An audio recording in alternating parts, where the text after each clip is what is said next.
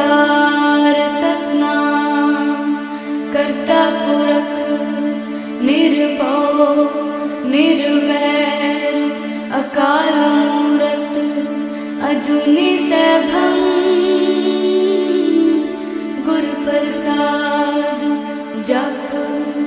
आद सच जुगाद सच है भी सच नानक होसे भी सच। सोचे सोच न होवई जे सोची लखवार चुपै चुप न होवई जे लाए रहा